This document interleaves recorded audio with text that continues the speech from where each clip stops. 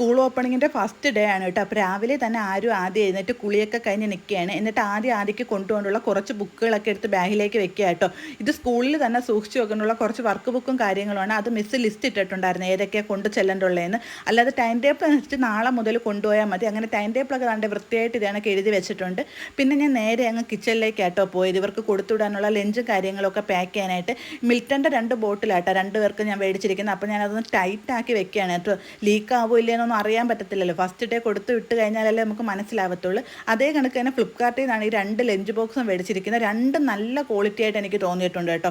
അപ്പോൾ അതെല്ലാം പാക്ക് ചെയ്തതിന് ശേഷം പിന്നെ ഞാൻ നേരെ ആദ്യയുടെ മുടി കെട്ടാനാണ് പോയത്. ഇതാണ് എനിക്ക് രാവിലത്തെ ജോലിയിൽ ഇച്ചിരി കുറച്ച് പാടായിട്ട് തോന്നുന്നൊരു കാര്യം. അത് ഞാൻ ചെയ്യുന്ന സമയത്ത് എല്ലാ വർഷവും ആരും തന്നെയാണ് ഇത് എനിക്ക് ടിഫിൻ പൊതിഞ്ഞ് വെക്കുന്നത്. ലഞ്ച് പാക്ക് ചെയ്ത് അവിടെ കൊണ്ടുവന്ന് വെക്കും. അവൻ തന്നെ ടിഫിൻ എല്ലാം കെട്ടി അവൻ്റെ ബാഗിലും അവളെ കിറ്റിലും എല്ലാം റെഡിയാക്കി വെക്കുന്നുണ്ട് കേട്ടോ. ഇവരെ എല്ലാം റെഡിയാക്കിക്കൊണ്ട് നിൽക്കുന്ന സമയത്ത് ഇവിടെ ഒരാൾക്ക് ഭയങ്കര വിഷമമായിട്ട് ഇരിപ്പുണ്ട് കേട്ടോ. അത് വേറെ ആരുമല്ല, നമ്മളെ മിക്കയാണ്. രാവിലെ തന്നെ ഇവർ യൂണിഫോമും കാര്യമൊക്കെ ഇട്ട് പോകാനായിട്ട് റെഡി ആവുന്ന കണ്ടപ്പോഴേ ആൾക്ക് കാര്യം മനസ്സിലായിട്ടുണ്ട്. ഇവർ പോവുകയാണെന്ന് അപ്പം തൊട്ട് വിഷമിച്ച് ഒരേ കിടത്തയാണ്. ഇവർ പോകുന്നതിന് മുന്നേ വിളിച്ചിട്ടൊന്നും വരുന്നില്ല. അവിടെ തന്നെ ഇങ്ങനെ അടിയിലിരിക്കുകയാണ്. പിന്നെ അവരെ ലേറ്റ് ആക്കേണ്ടെന്ന് വിചാരിച്ച് ഞാൻ അവരെ പറഞ്ഞു വിട്ടിട്ട് ഞാൻ നോക്കിക്കൊള്ളാമെന്ന് പറഞ്ഞ് ദാണ്ട് ഇങ്ങനെ അടിയിൽ കയറി ഇരിക്കുകയാണ് കേട്ടോ. അപ്പോൾ പിന്നെ അവർ രണ്ടുപേരും എന്താ പോകാനായിട്ട് ഇറങ്ങിയിട്ടുണ്ട് കേട്ടോ. പോയി കഴിഞ്ഞപ്പോൾ എനിക്ക് ചെറിയൊരു വിഷമം തോന്നി. എന്ന് വെച്ചാൽ 2 മാസമായിട്ട് ഇടവും വലുതായിട്ടുള്ളവരല്ലായിരുന്നു. പെട്ടെന്ന് അങ്ങ് ഒറ്റയ്ക്കായപ്പോൾ ഒരു ഫീൽ വന്നി. പിന്നെ എനിക്ക് മിക്കി മോളുണ്ടല്ലോ കൂട്ടിനെ. അങ്ങനെ ഞാനും മിക്കി മോളും കൂടെ അവിടെ ഇരിക്കുകയാണ്. അപ്പോൾ നെക്സ്റ്റ് വീഡിയോ ആയിട്ട് നമുക്ക് നാളെ കാണാം.